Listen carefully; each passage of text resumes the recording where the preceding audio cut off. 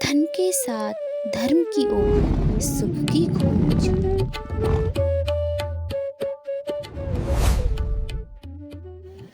जय श्री राधे, जय श्री कृष्ण, जय श्री कुबेराय नमः।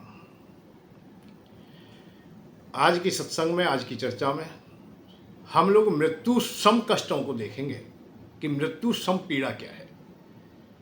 एक दोहावली आती है, यदि कोई अपराधी हो उसे मारना पड़े तो पंक्ति कहती है मारिए मत, बिल्कुल मत मारिए, उसे छोड़ दीजिए। परंतु उसने ऐसा कार्य किया है तो उसके साथ में किया क्या जाए। तो पंक्ति कहती है धन का हरण ऋणी कर देना, उसके धन का हरण कर लीजिए, उसे ऋणी कर दीजिए। मृत्यु सम पीड़ा भारी, वो जो पीड़ा है, धन का जो हरण है अर्थात ऋणी कर देना है, वो मृत्यु के ही समान है, मृत्यु से अलग नहीं है, वो मृत्यु से भी भारी है। यदि किसी की मृत्यु कर दी गई है, मृत्यु हो गई है, वो तो हो गई, तत्काल खत्म हो गया है। परंतु यदि ऋणी हो गया है, धन का हरण हो गया है, तो पूरे जीवन काल वो प्रतिदिन मरेगा, क्योंकि निर्धन व्यक्ति और ऋणी व्यक्ति का अपमान निरंतर होता है। जहाँ भी जाता है, जहाँ भी टहल करता है, जहाँ भी चर्चा करता है, वहाँ सब जगह अपमान होता है। और अपमान से बढ़कर कोई मृत्यु नहीं होती। स्वाभिमान व्यक्ति की मृत्यु तो स्वाभाविक ही, शास्त्रों ने भी कहा है कि मृत्यु के समान है। अब यदि अपमान कर दिया जाए तो मृत्यु हो जाती है उस समय उनकी। जैसे माता पिता की मृत्यु उस समय हो जाती है जब उनकी संतति अपमान करे। बड़े भाई की मृत्यु तब हो जाती है छोटे अपमान करने लगे। गुरुजनों की मृत्यु तब हो जाती है उनके शिष्य लोग उनका अपमान करने लगे। पति की मृत्यु तब हो जाती है जब पत्नी अपमानित करने लगे। ये क्रम है हमारी मृत्यु का। तो यहाँ ये भी है कि अपमानित जीवन जीने के लिए वो लाचार हो जाएगा जो निर्धन व्यक्ति है अर्थात ऋणी हो गया है। उसकी सामर्थ्य सब खत्म हो जाती है। वो तिल तिल कर रोज रोज मरता है। ना तो दिन में शांति से रह पाता है, ना रात्रि में वो अच्छी चैन से सो पाता है, ना उनकी कोई भी व्यवस्था रहती। जीने के मार्ग सभी अवरुद्ध हो जाते हैं। तो इसलिए पंक्ति कहती है धन का हरण ऋणी कर देना, मृत्यु सम पीड़ा भारी, ब्रजवासी वो नरक करेंगे, दास बने पीड़ा भारी। वो दास बन जाता है, निरंतर उसे पीड़ा मिलती है। इस दुनिया में निर्धनता सबसे बड़ा कष्ट है। उसमें भी ऋणी हो जाए तो और ज़्यादा कष्ट हो जाता है। तो इसलिए हमेशा प्रयत्न करें कि हम संपन्नता की ओर चलें और हम लोगों का जीवन खुशहाल रहे। हम ऋणी तो कभी भी किसी व्यवस्था में किसी के ना हो। यदि ऋणी रहे तो हमारा जीवन नरक तुल्य हो जाएगा। ये धन ही है जो दास बनाता है। आप लोग जो नौकरी करते हो, किसी के नौकर हो जाते हो, किसी की चाकरी करते हो, कहीं जाके टहल करते हो, किसके लिए करते हो भाई? पैसे के लिए। पैसा मिल जाए, हमें अर्थ मिल जाए, अर्थ मजबूत हो जाए, और उसी कीमती अर्थ को कोई हरण कर ले हमारे का और हमें कोई ऋणी करा दे तो बहुत बड़ी पीड़ा होगी। और ये असहनीय पीड़ा है। जीवन काल में हमें सबसे पहले यही जानना चाहिए, जब तक हमारा जीवन धराधाम में है और हम लोग जब तक हम संसारी हैं, इन बातों को और समझेंगे। सत्संग की बातों में कुछ बातें मतभेद हो सकते हैं, परंतु समझने का तरीका अलग अलग है। जब तक हम संसार में हैं, जब तक हम प्रकृति में हैं, जब तक हम घर गृहस्थी में हैं, जब तक हम संसार की आवश्यकताओं को अपनी समझ रहे हैं या आवश्यकताओं की हमें आवश्यकता है, वस्तु की, प्राणी की, भोज पदार्थ की, भू पदार्थ की, जितनी भी चीज़ हैं उनकी सबकी जब तक आवश्यकता है तब तक हम संसारी हैं। मान अपमान हमारे हमसे जुड़ा हुआ है तब तक हम संसारी हैं। अपना पराया ये जब जुड़े रहते तब तक हम संसारी हैं। हम वैसे हम बाहरी अवस्था में तो बहुत चीज़ों को त्याग देते हैं, कभी कभी बैरागी भी हो जाते हैं।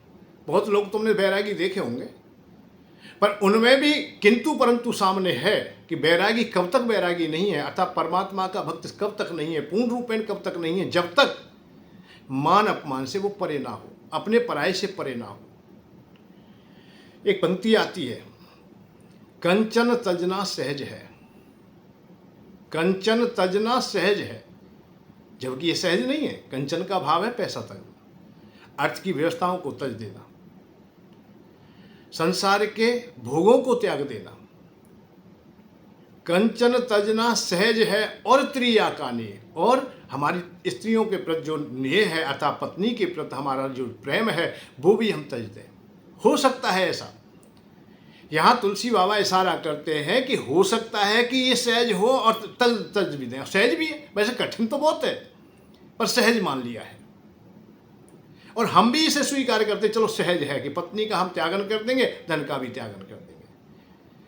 कंचन तजना सहज है और त्रिया कानी, परंतु मान बड़ाई ईर्ष्या, मान बड़ाई, मान तो हम हर अवस्था में चाहते हैं, और तुमने आप लोगों ने सबने अनुभव किया होगा, संत हैं, महात्मा हैं, बड़े से बड़े ज्ञानी पुरुष कोई भी है, वो भी सब लोग अपनी नार को लंबी किए होते हैं कि मेरे गले में जरूर निश्चित ही जीत का हार गिरे, अर्थात माला गिरे, सम्मान मुझे मिले, अच्छे मंच पर मुझे स्थान मिले, अच्छे स्थान पर मुझे सम्मान मिले, सब लोगों के सामने सम्मान मिले, कहीं सभा हो रही कुछ भी हो रही। बैरागी लोग भी चाहते हैं अच्छे सिंहासन पर हम बैठे, मुख्य स्थान पर हम बैठे और हमारी बात स्वीकारी जाए, मानी जाए। तो मान बड़ाई ईर्षा, अर्थात ईर्षा भी दूसरा पार्ट है कि हम लोग दूसरे को बढ़ता हुआ या दूसरे के सम्मान को देख करके हमारे हृदय में ये उत्पन्न हो जाता है। वैसे हम अपनी बात नहीं कह रहे, अपनी का मतलब है घर गृहस्थी की नहीं बात कर रहे, हम संसारी लोगों की नहीं कह रहे, हम तो उन संत महात्माओं की कह रहे हैं जो बड़े बड़े हैं, जो बड़े बड़े पदों पर हैं, जो जगत गुरु की उपाधि हैं, जिन पर शंकराचार्य आयद हैं, उनको भी मान सम्मान चाहिए, उनको भी आदर चाहिए। आदर तो वहाँ भी चाहिए, और जब तक ये हम मान बढ़ाई अपने पराय से और आश्रमों से जुड़े हुए हैं तब तक हम बैरागी कहाँ, तब तक हम रागी हैं। मैं ये इशारा करना चाहता हूँ, जब तक हम भोजन भी करते हैं, जब तक हमें प्रकृति की आवश्यकता है, इस दुनिया की आवश्यकता है, हमें अर्थ की आवश्यकता है, तब तक हम लोग प्रकृति में ही हैं। तो मान बढ़ाई ईशा तुलसी दुर्लभ दो, ये बड़ा कठिन काम है कि इनको हम त्याग दें। पैसे को नहीं छूते, बहुत लोग व्रत उपवास कर लेते हैं ऐसा कि भैया पैसा हम नहीं छूते, पैसे से हम हाथ नहीं लगाते। वो अलग व्यवस्था है कि वो चाहे 10-20 हज़ार रुपया का एक नौकर साथ में रख लेते हैं कि तू पैसा उठाता रहना, पर वो खुद स्वयं पैसे से हाथ नहीं लगाते। और संसार के और भोगों को भी वो बाहरी रूप से त्याग देते हैं। अंतरात्मा में चाहे कुछ भी अवस्थाएं हों उनकी, अंतरात्मा को तो वही पहचान सकेंगे, हम नहीं कह सकते इस बात के लिए वो क्या सोचते होंगे, क्योंकि सोच अपने अधिकार में, वो दूसरे के अधिकार के पास है ही नहीं। कालनेमी की वाणी हमें अच्छी लगती है, पर उनकी सोच पहचानना बड़ा कठिन है। जब परम भक्त हनुमान जी जैसे ठग सकते हैं मधुर वाणी के द्वारा, तो मधुर वाणी बाहर की क्रियाएं तो हमको भी ठग सकती हैं, हमें भी वैराग्य दिखाई दे सकता है कि इनमें वैराग्य बहुत है, पर अंतरात्मा उनकी क्या कहती है या क्या स्वीकार करती है अलग विषय है। तो कंचन तजना सहज है और त्रिया कानी है, बड़ी कठिन काम है। तो ये कहीं ना कहीं बना रहता है। तो संसार में रहते हुए या संसार में हम हैं, अब पुनः हम उन्हीं बातों पे आते, संसार में यदि हम हैं तो हमें अर्थ की आवश्यकता है। हम झूठ मूठ को कहें कि हमें नहीं आवश्यकता, परंतु आवश्यकता है, और आवश्यकता है तो उसे पाने का प्रयत्न करना चाहिए। हमें अर्थ की व्यवस्था निश्चित रूप से करनी चाहिए, और जैसे भी हो, जिस प्रकार से भी हो। भाई आप मेहनत करके कमाएं तो भी कमाएं, बुद्धि बल से कमाएं उससे भी कमाएं, तुम्हारे उधारी में तुम्हारे पिता लोग से मिल गया है, व्यवसाय मिल गया है, धन संपत्ति मिल गई है, तो उसे बढ़ाएं और उसे सुरक्षित रखें, उसके द्वारा अपने जीवन को भी सार्थकता दें। दान पुण्य यज्ञ हवन आदि भी करें, जो धर्म के कार्य, देश के लिए, धर्म के लिए, जहाँ भी तुम्हें धन खर्च करने की आवश्यकता है वहाँ करें। और तीसरी बात ये आती है कि किसी जब हमारे पास में नहीं होता है तो हम चाहते तो निश्चित हैं, ऐसा कोई भी नहीं है। इस दुनिया में कोई भी प्राणी नहीं है, देवता यक्ष गंधर्व मानव किन्नर जो भी जितने भी हैं, पशु पक्षी कीट पतंग, जितने भी मानव, जितने भी मतलब भूतगण हैं, सब लोग सुख चाहते हैं कि मैं सुखी हो जाऊं। सुख तो सब चाहते हैं, तो मानव भी सुख चाहता है। अब चाहता है ये अलग विषय है और हो जाना अलग विषय है। भाई सुख मिलता सबको नहीं है, ये अलग विषय है कि हमारे पास पिता का भी धन नहीं है, हमारे पास में ऐसा जीविका के साधन भी नहीं है, ऐसा व्यवसाय भी नहीं है, तो हम क्या करें? धन तो हमें भी चाहिए, धन धनवान को ही नहीं चाहिए, निर्धन को भी चाहिए, जिनके पास नहीं उन्हें भी चाहिए, उतनी ही अवस्था में चाहिए। क्योंकि धन से सुख उन्हें प्राप्त होगा, वो ही जान गए, समझ गए हैं कि दुकान से सामान जब मिलता है तो पैसे से मिलता है। कोई भी वस्तु हम लेते हैं वो पैसे से आती है। संसार का कोई भी हम सुख स्वीकारना चाहते हैं अर्थात पाना चाहते हैं तो कहीं ना कहीं अर्थ आवश्यक है, हर अवस्था में चाहिए। पर मिलेगा कैसे? हाँ, मिलने की बात है। पहली बात तो ये कि उधारी का जो पैसा है, जो हमारे पिता लोग से मिल रहा है, व्यवसाय से मिला है, वो है। दूसरा हमारी मेहनत से है, और तीसरा है देवताओं की कृपा से। तो देवताओं की कृपा भी अति आवश्यक है। देवताओं की कृपा तुम्हें जब नहीं मिलेगी, देवता प्रकृति से जुड़े होते हैं। ध्यान रखना, दो पार्ट है आध्यात्मिक क्षेत्र में भी। एक देवलोक का है, एक ब्रह्मलोक का है, अर्थात परमात्मा का है। वैकुंठ लोक कह सकते हो, या नारायण भगवान की उपासना कह सकते हो, उसे ब्रह्म की उपासना कह सकते हो, मोक्ष की यात्रा कह सकते हो, परम आनंद का मार्ग कह सकते हो। स्वर्ग तक तो आप लोग भोग ही चाहते हो, अर्थात भोग ही प्राप्त होते हैं। यहां अभी रजोगुण है, और जब तक हम पूर्ण रूप में सतोगुणी नहीं हो जाते तब तक ब्रह्म की चर्चा नहीं हो सकती, उधर नहीं जा सकते हम लोग। तो हमें अभी रजोगुण चाहिए, अर्थात भौतिकता चाहिए। हम मृत्यु लोक में हैं तो हमें अर्थ चाहिए, संसार के सुख चाहिए। स्वर्ग में भी जाते तो वहाँ भी हमें अर्थ चाहिए, वहाँ भी संसार के भोग चाहिए, वहाँ भी सुख सुविधाओं की व्यवस्था है। हमने प्रमाण देखा है कि अर्जुन जब स्वर्ग गए तो उन्हें सब सुविधाएं दी गई, इंद्र के द्वारा सब सुविधाएं दी गई कि आप लोग स्वर्ग के भी कुछ आनंद ले लीजिए। नाच गान वहाँ भी चल रहा था, वहाँ भी अच्छी अच्छी व्यवस्थाएं, भोजन आदि की व्यवस्थाएं, सब मान सम्मान की बात वहाँ भी थी। वहाँ पर भी सुंदर स्त्रियों का संग है। अप्सराओं की बात आती है तो स्वर्ग की आती है, सुंदर सुंदर स्त्रियां हैं। और अर्जुन के लिए विशेष करके उर्वशी को भेजा गया। तो स्वर्ग में भी रजोगुण है और यहाँ भी रजोगुण। सुख तो तभी मिलेगा जब रजोगुणी होंगे आप लोग। रजोगुण में अर्थ समाय होता है। तो रजोगुण के देवता जो हमें भौतिकता दे सकते हैं अर्थात संसार दे सकते हैं, उन देवताओं से हम मांग सकते हैं। अब जिस वस्तु की आपको आवश्यकता है उसका देवता अलग है। भाई तेज चाहिए, ज्योति चाहिए, तो सूर्य भगवान है। सूर्य भगवान के पास में जाए, आप लोग कुछ करें या ना करें परंतु प्रकाशित तो हो ही जाओगे, अतः प्रकाश तो स्वतः प्राप्त हो जाएगा। चंद्रमा शीतलता के देवता है। जब चंद्रमा के दर्शन होंगे तुम्हें शीतलता मिलेगी, ये निश्चित है, आप चाहें या ना चाहें। चंद्रमा की गौणिकता है वो आपको स्वाभाविक प्राप्त हो जाएगी। वरुण देवता के पास में जल है, वायु देवता के पास वायु है, अग्नि के पास अग्नि है। अरे हिमालय जाएंगे तो आपको शीतलता मिलेगी, मरुस्थल में जाएंगे तो आपको धूल की भरी आंधी तो मिल ही जाएंगी, तपन मिलेगी। ऐसे ही हम लोग धन के देवता के पास जाएं। जब धन हमें चाहिए तो धन के देवता की खोज में निकले। धन का देवता कुबेर भगवान है। कुबेर भगवान की उपासना से जुड़ें, उनकी पूजा से जुड़ें, उनके लिए यज्ञ करें, हम हवन करें, देवता लोग खुश हो जाते हैं।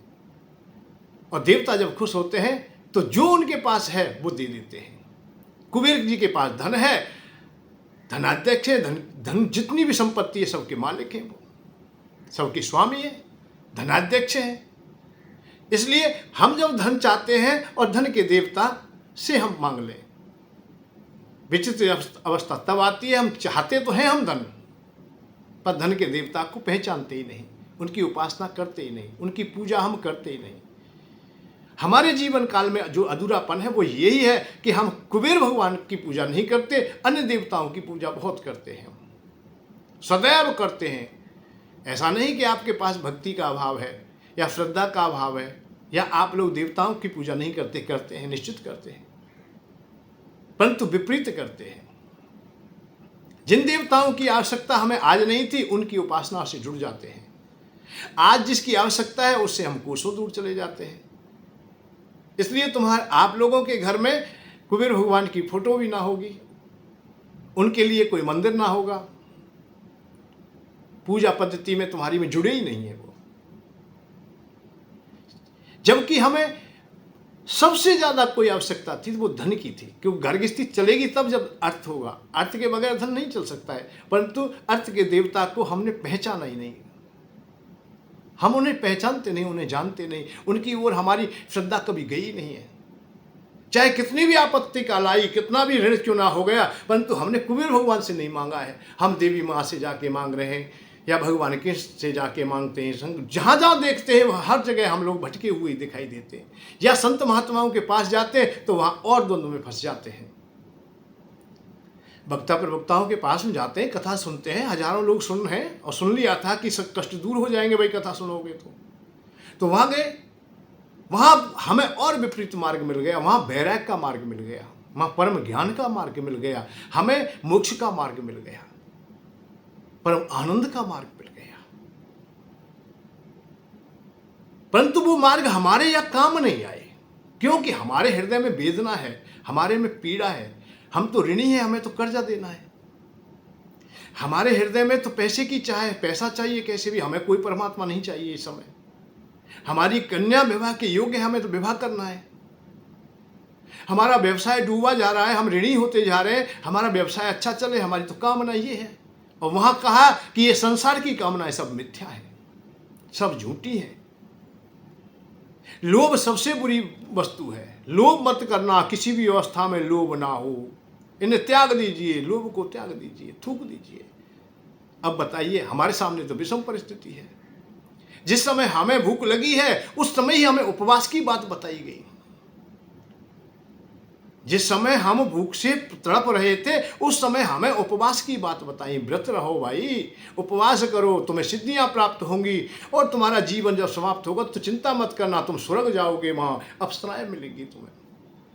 जो भोग तुम्हें यहां प्राप्त ना हुए वो वहां मिलेंगे।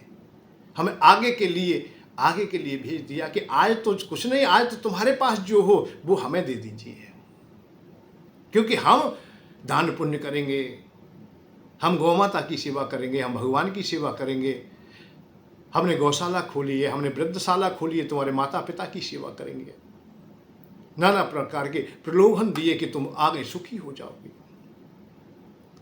परंतु हमें तो तत्काल पीड़ा थी, हमारे सर में दर्द तो आज था, कल सर दर्द हमारा खत्म होगा ये अलग विषय है, परंतु हमारा पीड़ा तो आज ही थी। भूख आज है, हमें भोजन आज चाहिए था। जो आज चाहिए उसकी चर्चा की नहीं, कुबेर भगवान की चर्चा की नहीं। हजारों लोग दुखी हैं। 80-90% लोग कथा जब सुनते हैं उनके हृदय में कोई ना कोई संसार की वासनाएं होती हैं, संसार की इच्छाएं होती हैं।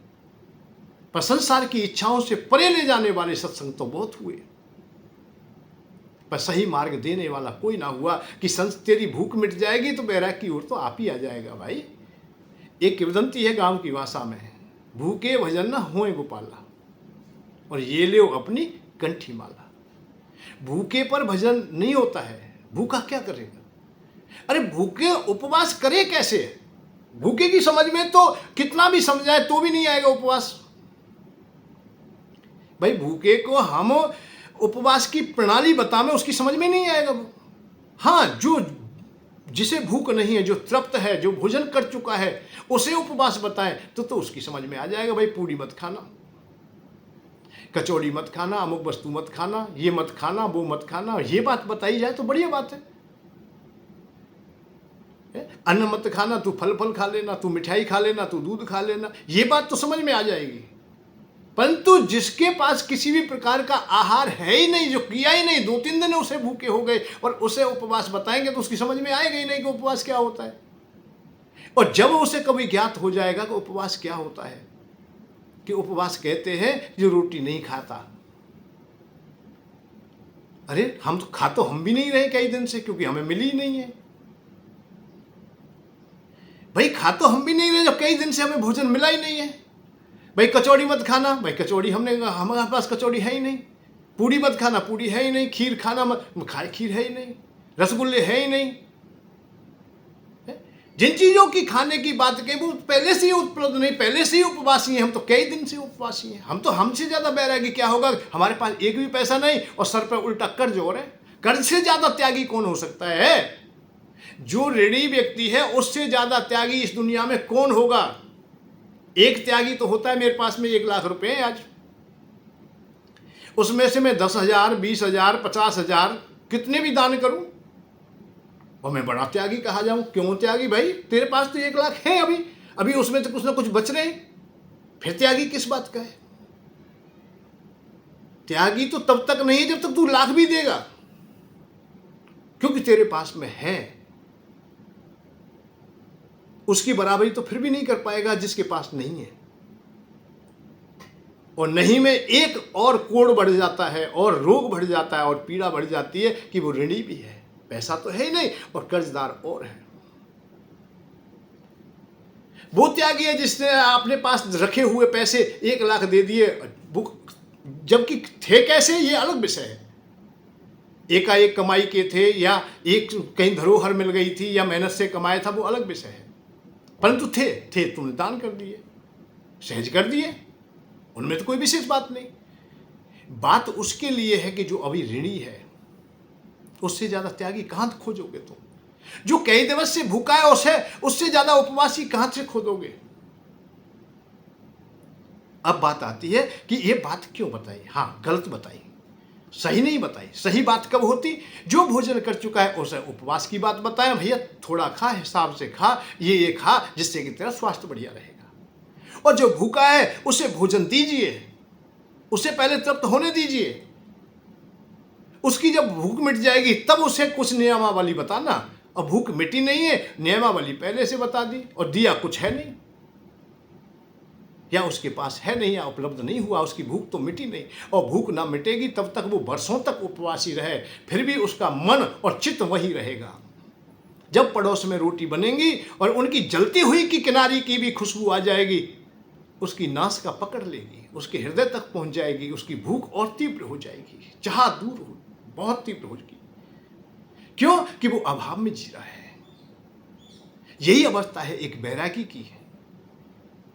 यदि कल्पित बैरागी हो गया है, अज्ञान ज्ञान में डूबा योगी ना करने पर करता है, करता रहता कर्म योगी और करता हुआ न करता है। अज्ञान ज्ञान में डूब करके यदि बैराग्य धारण कर लिया है तो उसका बैराग्य स्थिर नहीं है, वो मन बुद्धि चित्त से हमेशा राग में रहेगा।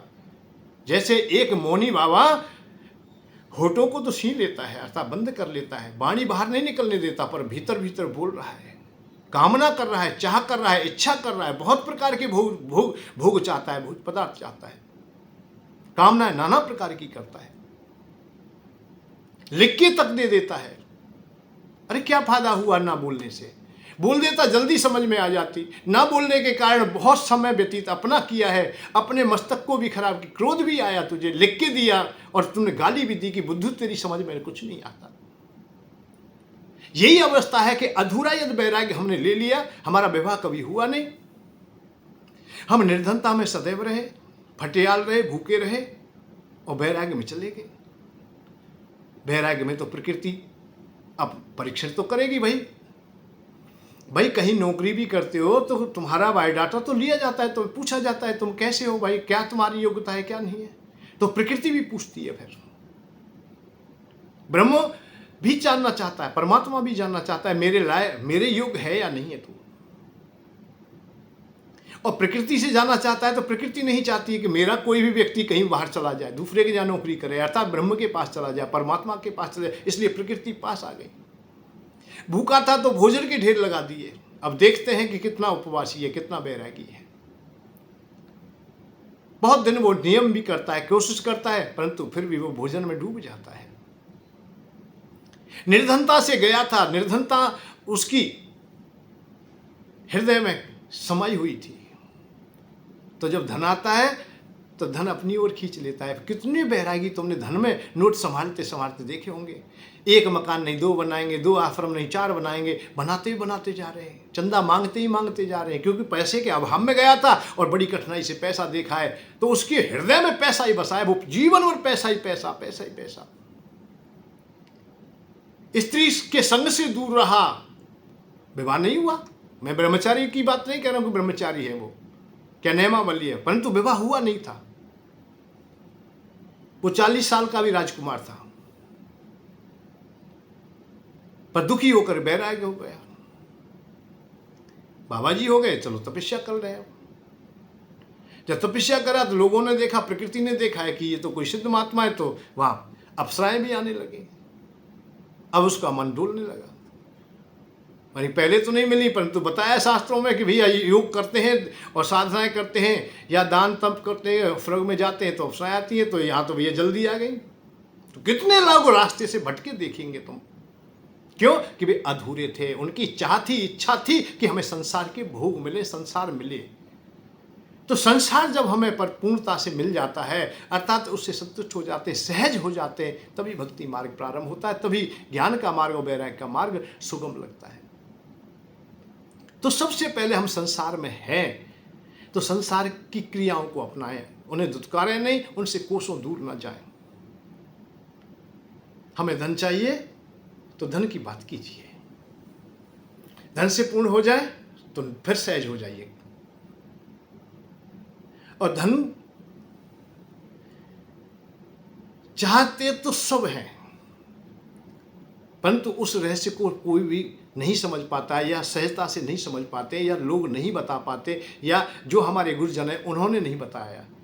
आज हमें केवल आश्चर्य इस बात का होता है कि हम लोग इस बात को जान क्यों ना सके, समझ क्यों ना सके। जब शास्त्रों में, पुराणों में है ये बात, तो छुपाई क्यों गई, या इसको हमने अलग क्यों कर दिया अपनी सत्संग की पगडंडी से कि कुबेर भगवान की उपासना कीजिए। अरे मैं तो ये एक बात कह रहा हूं कि हम खेत में फसल बोते हैं, फसल किस लिए बोते हैं? कि फसल अच्छी होगी तो हमें लाभ होगा। तो हम ये चाहते हैं कि भक्तों के पास में ज्यादा संपत्ति होगी तो हमें तो सहज मिल जाएगी। भाई मेरे कोई शिष्य हैं, मेरे बैठने वाले हैं, उनके पास धन होगा, उनके पास अन्न के भंडार भरे होंगे, तो मैं भूखा क्यों रहूंगा? फिर तो मुझे सहजता से मिल जाएगा, उन्हें देने में भी कठिनाई नहीं होगी, और वो स्वाभाविक ही देंगे वो। फिर तो हम क्यों ना ऐसी फसल बोएं जिससे कि ये सब लोग जो गृहस्थीवान हैं वो धनवान हों, सब संपन्न हों, सब खुशहाल हों। क्यों ऋणी हों भाई, क्यों कर्ज में हों, क्यों अर्थ के लिए हम भाग दौड़ करते रहें। इतनी आज भाग दौड़ देख रहे हैं हम लोग, और इतने लोगों को दुखी देख रहे हैं कि एक सुखी नहीं है, 4 दुखी जरूर अवश्य हैं। एक सुखी या लाखों में, आंसू हैं करोड़ों आंखों में। एक सुखी या लाखों में, एक सुखी या लाखों में, आंसू है करोड़ों आंखों में। हमें जग की अजर तस्वीर देखी, एक हंसता है 10 रोते हैं, 10 रोने वाले की कतार खड़ी है। हमें जग की अजब तस्वीर देखी, एक हंसता है 10 रोते हैं। एक हंसता है 10 रोते हैं। एक सुखी यहाँ लाखों में, आंसू है करोड़ों आंखों में। हम गिन गिन हर तकदीर देखी, एक हंसता है 10 रोते हैं। हमें जग की अजब तस्वीर देखी, एक हंसता है 10 रोते। 10 रोने वाले, एक हंस रहा है 10 रो रहे। ये तो सरकारी आंकड़े भी हमें बता देते हैं कि लोग कितने दुखी हो सकते हैं। कितने लोग राशन की कतार में लगे हुए हैं, करोड़ों में है। थोड़े ने 80 करोड़ व्यक्ति राशन लेने की कतार में है। अच्छा एक बात बताओ, कोई ये चाहता है कि मैं हाथ पसारूं? कोई ये चाहता है मेरे बालक दर दर की ठोकर खाएं? हर व्यक्ति चाहता है मैं दानी हूं, मैं यज्ञ हवन करने वाला हूं, मैं भंडार चलाने वाला हूं, मैं दान पुण्य करने वाला हूं, मेरे बालक भी अच्छी प्रकार से सम्मान प्रिय रहें, सम्मान पाएं। ये कौन पिता नहीं चाहता? कौन व्यक्ति नहीं चाहता? क्या हम भिखारी बनना चाहते हैं, या हम मांगने वाले बनना चाहते हैं? नहीं चाहते, कोई कामना ही नहीं है, परंतु हमारी लाचारी है कि हम राशन की कतार में खड़े हैं। हम दुखी हैं, कहीं ना कहीं दुखी हैं। ये थोड़ा सा और अलग रहस्य है कि हम दुख में भी सुख मान लेते हैं कि राशन मिला हम गदगद हो गए, हमें कुछ खैरात मिली हम गदगद हो गए, परंतु गदगद नहीं, महापीड़ा में से कुछ पीड़ा कम होती दिखाई दी, इसलिए हम खुश हुए। हम खुश नहीं हुए कि सरकार ने हमें लाखों रुपए दे दिया है तो उससे हम खुश तो नजर आ रहे हैं, इसलिए आ रहे हैं कि बहुत भारी पीड़ा थी, उसमें कुछ राहत मिल गई है। यदि वो पीड़ा पूरी हट जाए तो हम परम सुखी हो जाएंगे। हर व्यक्ति चाहता है मेरे पास पर्याप्त धन हो, पर्याप्त मेरे अन्न के भंडार हो, समाज में भी मान सम्मान हो, आदर हो, परंतु हम उसे नहीं पा रहे। क्यों नहीं पा रहे? क्योंकि हम लोग देवताओं से दूर हैं। ये विश्व, ये दुनिया, पूरी दुनिया बगैर देवताओं के नहीं चल सकती, नहीं चल सकती और नहीं चलती है। कोई भी धर्म, पंथ, मजहब, कोई भी ऐसा नहीं है जो किसी न किसी रूप में परमात्मा को नहीं भजता है या नहीं चाहता है। पर सनातन धर्म एक ऐसा है जिसने सबको अलग अलग व्यवस्था करके दी, बता दिया है कि तुम्हें किसी भौतिक वस्तु की भी आवश्यकता है तो ये ले लीजिए।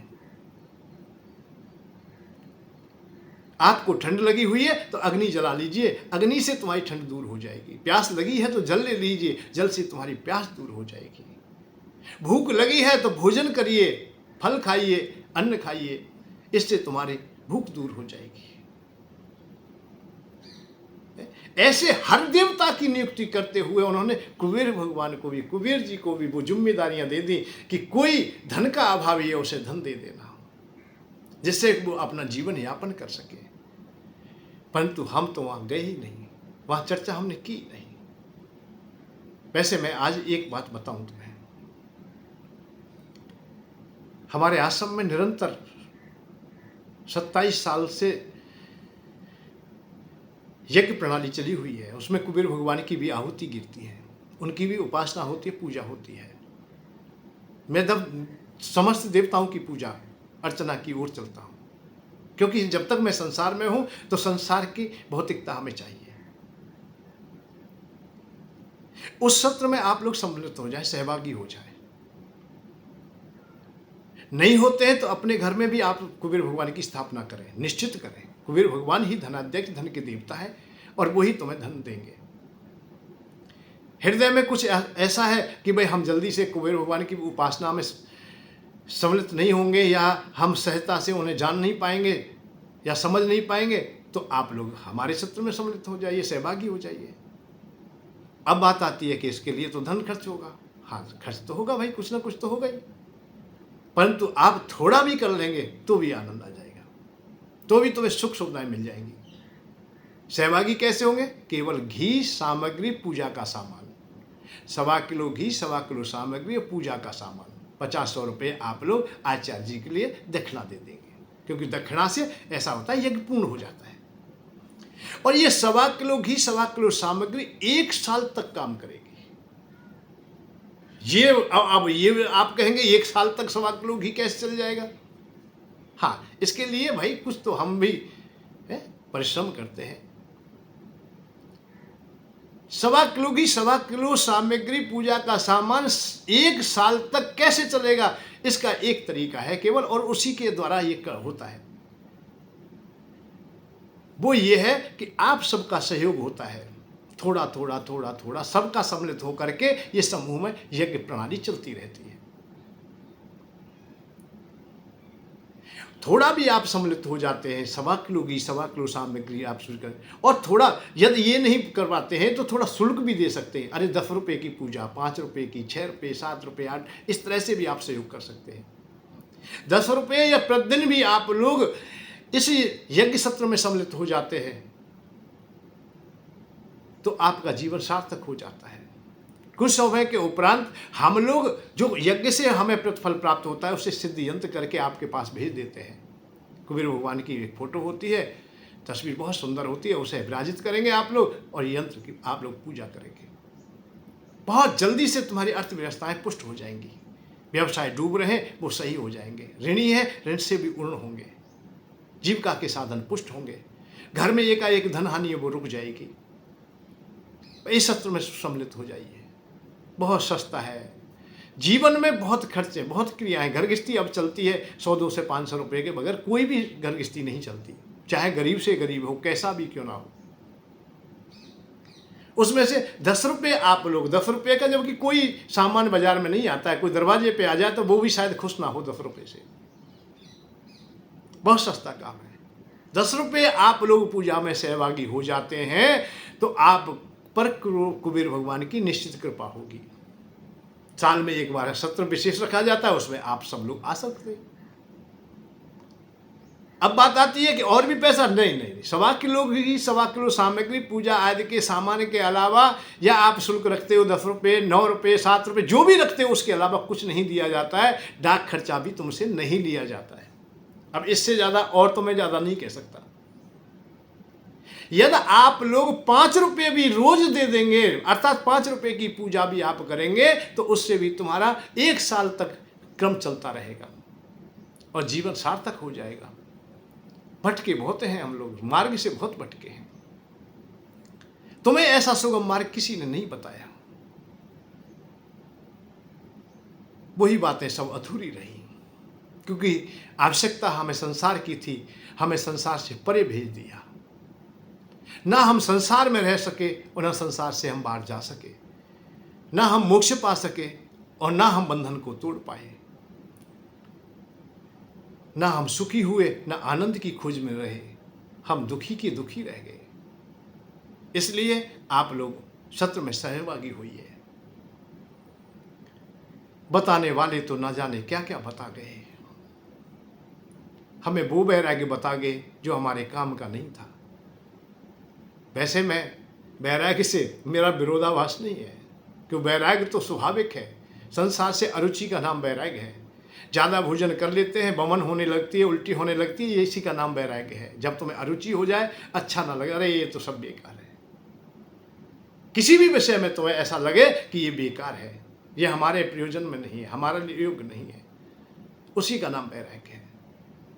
धन से, स्त्री से, पुत्र से, संतति से, संसार से जब तुम्हारे हृदय में अरुचि आ जाए, और अरुचि तो एक दिन आएगी, तुम्हारी कामनाएं कितनी भी क्यों ना हो, कितनी भी स्त्रियां प्यारी क्यों ना लगती हो, पत्नी कितनी भी प्यारी क्यों ना हो, एक ना एक दिन उससे भी अरुचि होगी।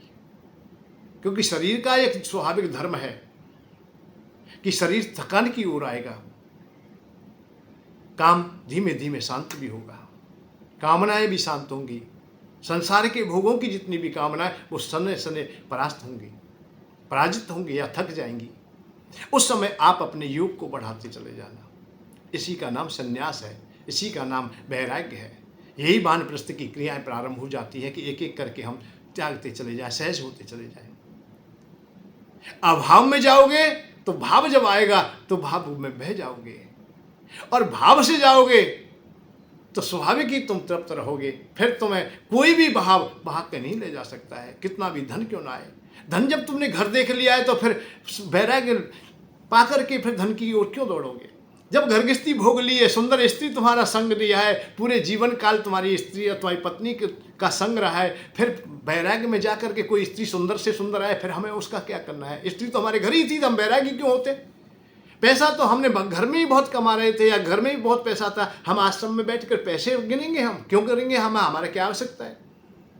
हमने सुंदर सुंदर भोज पदार्थ सब खा लिए हैं, पा लिए, अब तो रूखा सूखा सहज केवल जठराग्नि को शांत करने की इच्छा रहेगी, अर्थात साधारण से साधारण भोजन करेंगे।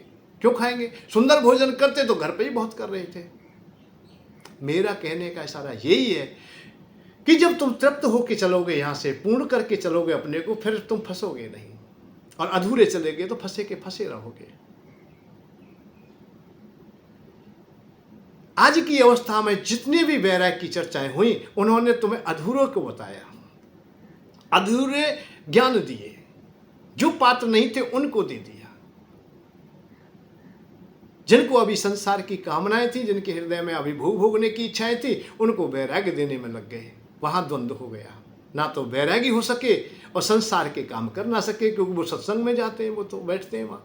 और थोड़ा धन भी अपने पास है, कर्जा वर्जा करके कैसे मिलेंगे, वो दान पुण्य में दे दिया, बता दिया है कि तुम एक दोगे करोड़ों मिलेंगे, तो जुआ उसने तगड़ा खेल लिया है, बहुत बड़ा जुआ खेल लिया है। अरे जब तक तो दान की बात ही नहीं है यार, जब तक तो तुम खुद, अब आप लोग ऋणी हैं, आप कर्जा में हो, आप दानी बनने हो, दानी का तब तक कहाँ से आ गया। दीन दुखी की किसी की सहायता करना हमारा कर्तव्य है। हमारे दरवाजे पे कोई भूखा आएगा उसे भोजन देने का हमारा कर्तव्य है। हम दानी नहीं है, हम अभी कर्तव्य का पालन कर रहे हैं। कोई प्यासा है हमारे घर पे आया तो उसे पानी पिलाना हमारा कर्तव्य है, हम दानी नहीं है। और दानी की तब तक भाषा परिभाषा आकाश से जाएगी जब तक तुम्हारे पास में स्वाभाविक ही नहीं है। तुम स्वयं ऋणी हो, तुम कर्जदार हो, तो पहले ऋण को दीजिए। राजा हरिश्चंद्र दानी है बहुत बड़े, परंतु उन पर निर्धनता आ गई और ऋणी भी हो गया, कर्जा हो गया। अब दानी तो खूब है, और उन्होंने अपनी एक संपत्ति बेची, बहुत कीमती संपत्ति बेची उन्होंने। किसको? पत्नी को बेचा और अपने पुत्र को भी बेचा। पैसा तो हाथ में आ गया, 1 रुपया दान नहीं दिया किसी को। शास्त्रों से अध्ययन कीजिए, 1 रुपया दान नहीं दिया। और उस दानी ने नहीं दिया जिसने राजपाट और दुनिया भर का दान दिया। बहुत दान करते थे, बड़े बड़े अश्वमेध यज्ञ किए हैं। उसने 1 रुपया नहीं दिया उसमें से, क्योंकि मैंने अपना खेत बेचा है, अपना पुत्र बेचा है, मैंने अपनी पत्नी बेची है। दान की क्या चलती है? जो ऋण है, ऋण खत्म होना चाहिए। तो जब तक तुम ऋणी हो तो दान की बात क्या है? परंतु आश्चर्य इस बात का है, उनसे भी पैसा ले लिया जाता है, उनसे भी चंदा ले लिया जाता है। भैया कर्ज करके दे दो, दान तो दान फायदा करेगा, लाभ करेगा। ये भैया ये दान का है। हृदय में बेचैनी है, हृदय में परेशानी है, 10 रुपया दे रहा है, बाबू में लोभ वाके हृदय में तेग बस गए कि करोड़ों मिल जाएंगे। जल्दी वो सोच रहे हो कि मेरे पास में कई लाख रुपया कर्ज जाए, 2-4 लाख रुपया मैं कर्ज में दे दूंगा, मेरे पे बहुत बच जाएंगे, मैं सुखी है जाऊँगा। फिर वो जाए, कहूँ जुआ में चले जाए, कहूँ सट्टे में चले जाए, कहीं लॉटरी खेलने लगे, कोई ना कोई दाव। क्यों? गुरुजी ने कहा है कि एक ऐसे काम होंगे। तो 2 दाव लगाता है, अर्थात जीवन में यहाँ कर्म को छोड़ देता है, कर्तव्यों का पालन नहीं करता है, और वहाँ से भी कर्तव्यहीन हो जाता है। ऐसा मत कीजिए, पहले कर्म को प्रधानता दीजिए। कर्म ही तुम्हारा देवता है, कर्म कीजिए। कर्म करते हुए देवताओं की सहायता मांगेंगे, तुम सुखी हो जाओगे, आनंद में हो जाओगे। और धन का तो एक ही रूपांतर है, ऐसे पुनः सुन लीजिए, ज़्यादा आप लोग इधर से उधर ना भागें। कुबेर भगवान देवता है और वो धन देने के देवता है। धनाध्यक्ष हैं, धन देते हैं। इसलिए कुबेर भगवान से जुड़िए, कुबेर भगवान के सत्य से जुड़िए। आप 1.25 किलो घी, 1.25 किलो सामग्री, पूजा का सामान देंगे। वो नहीं देते तो उसका शुल्क दे देंगे, और शुल्क भी मैंने तुम्हें इशारा कर दिया, 10 रुपये। और 10 रुपये की सामर्थ्य नहीं तो 9 रुपये दे देना, 9 नहीं तो 8 दे देना, 8 नहीं तो 7 दे देना, 7 नहीं तो 6 दे देना, और 6 भी नहीं तो 5 दे देना। भाई कुछ तो दे देना। और ये तुम ऐसा भी नहीं कर पाते हो तो तुम्हें तो फिर किसी की आवश्यकता ही नहीं, तुम्हारा कोई कुछ बिगाड़ भी नहीं सकता है। एक बार शनि भगवान आ गए थे किसी के पास में, और वो किसी के पास में पंडित जी के पास चला गया। पंडित जी ने उन्हें उपाय बताया, भैया तू 1100 रुपये दे दे, तेरे शनि को हम शांत कर देंगे, तेरी ग्रह चालों को हम सही कर देंगे। मान के बाबा मेरे पास तो बिल्कुल ना है, मैं नहीं दे पाऊंगा। मान के तो 500 दे दे।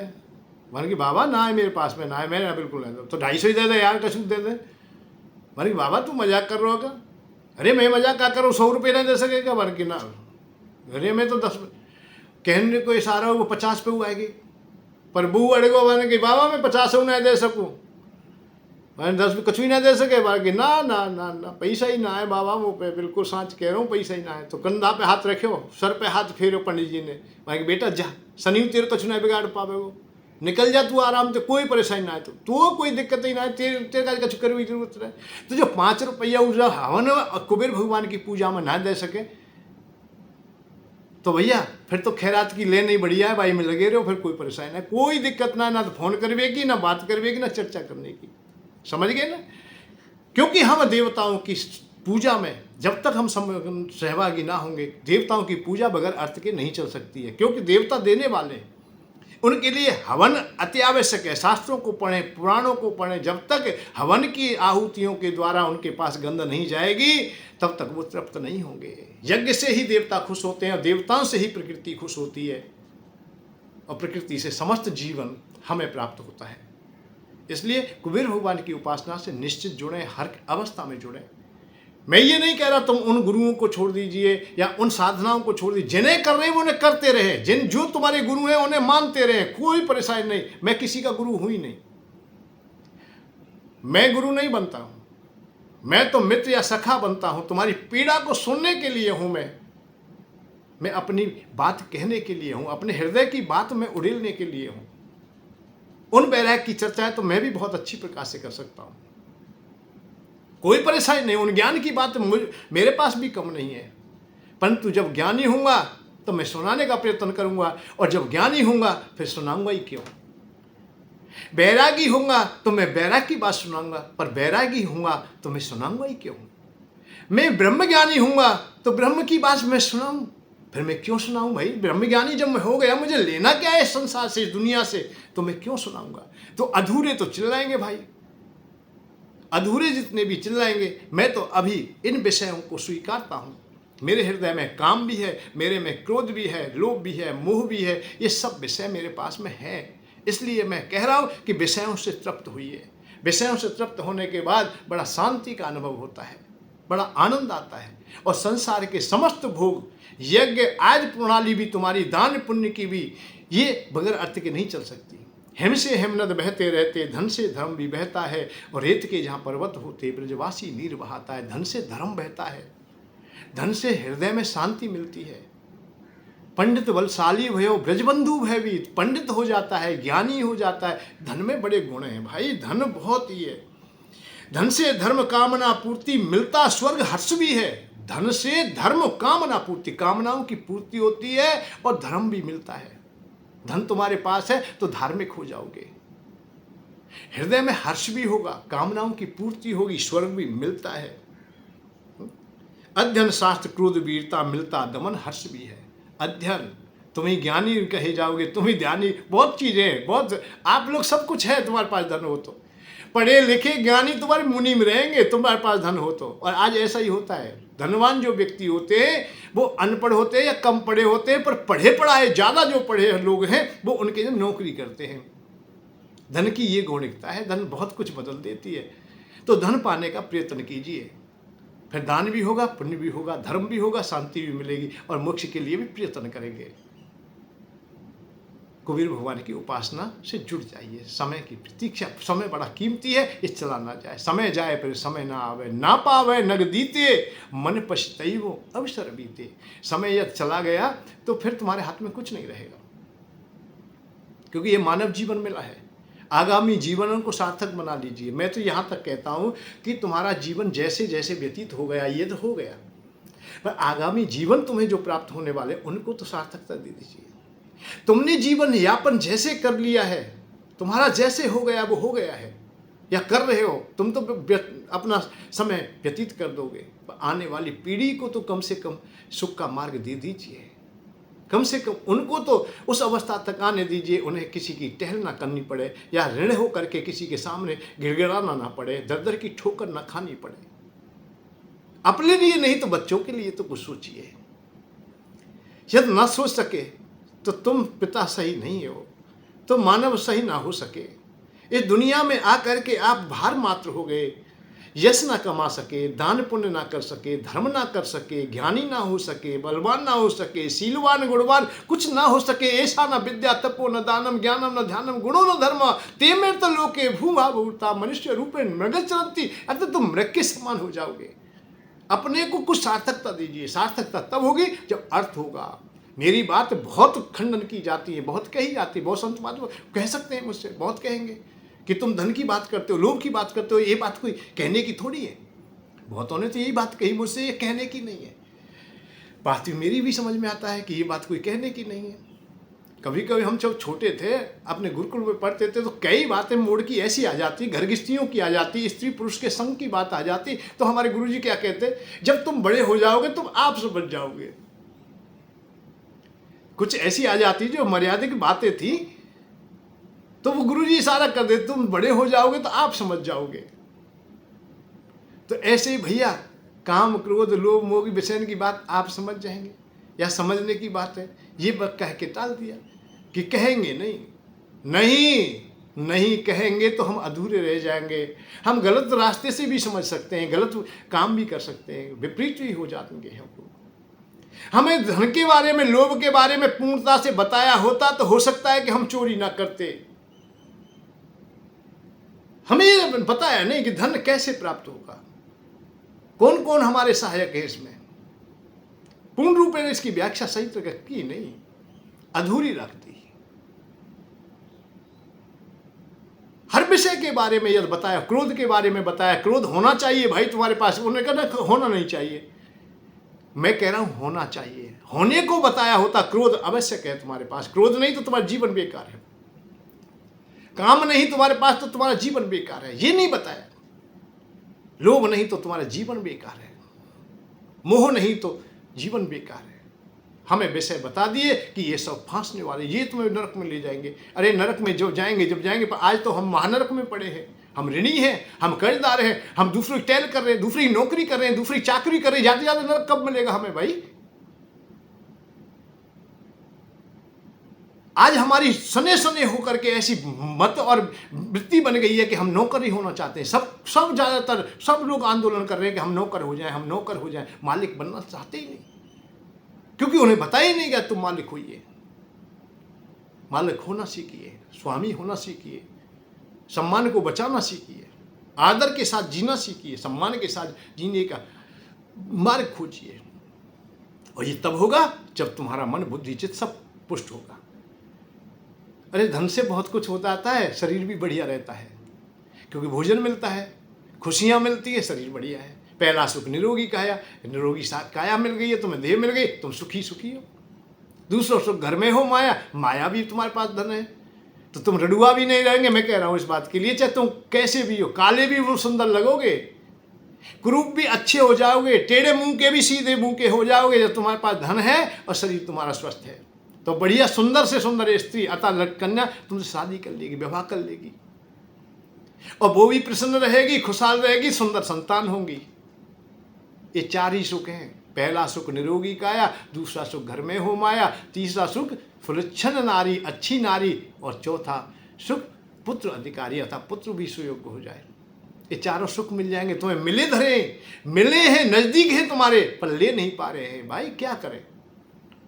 कुबेर भगवान की पूजा नहीं करेंगे तो धन तुम्हारा सुरक्षित अच्छी प्रकार से नहीं रह सकता है। तुमने कमा भी लिया है तो वो एकाएक चला जाएगा, व्यर्थ जीवन हो जाएगा। इसलिए कुबेर भगवान को भंडारी कहा गया है। कुबेर भगवान की उपासना कीजिए। भगवान ने और कोई देवी देवता धन का मालिक नहीं बनाया, कुबेर भगवान ही धनाध्यक्ष एक अर्थात धन के मालिक हैं। कुबेर भगवान की उपासना और इस सत्य से जुड़ जाइए। इसमें 1.25 किलो घी, 1.25 किलो सामग्री, पूजा का सामान आप दे सकते हैं और 1 साल के लिए सहभागी हो जाएंगे बहुत अच्छी प्रकार से। और थोड़े से थोड़ा भी मैं पुनः इशारा करता हूँ, आप 10 रुपये रोज भी देंगे, 9, 8 भी देंगे, 7 भी देंगे, 5 भी देंगे, तो भी आपका जीवन सार्थक हो जाएगा। यदि आप देखो, ये 5 की मैंने तब कही है, इस बात पे ध्यान रखना हमेशा कि आपकी सामर्थ्य नहीं है, आप नहीं दे पाते हैं तो 5 रुपये।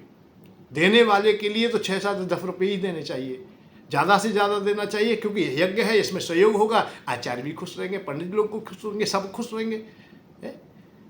और इन 10 रुपये में भाई इतना बड़ा तो काम नहीं होगा जितना आप लोग सोचते हो या मैं सोच लूँ, परंतु मुझे ज़्यादा सोचने की आवश्यकता नहीं है। मेरा बहुत आनंद आ रहा है, मेरा जीवन बड़ा सुखी है, बड़ा अच्छा है। हृदय में बड़ी प्रसन्नता रहती है कि किन्हीं के लिए मैं कुछ ना कुछ करने का प्रयत्न कर लेता हूँ। ये जीवन और आगामी जीवन मेरा सार्थक हो जाए, मैं भगवान से यही चाहता हूँ। परे हित सरिस धर्म नहीं भाई, दूसरे के हित में कुछ हो जाए, उस प्रकार से हो जाए कि एक होके अनेक का सुख खोज दे, अनेक को लाभ दे दे। तो परहित देख रहा हूँ मैं, तो कैसे भी करके परित हो जाए, देवताओं की स्थापना हो, देवता हमें देने के लिए बाध्य हो जाए, जीवन सुखी हो, अच्छा हो। जय श्री राधे, जय श्री कृष्ण, जय श्री कुबेराय नमः।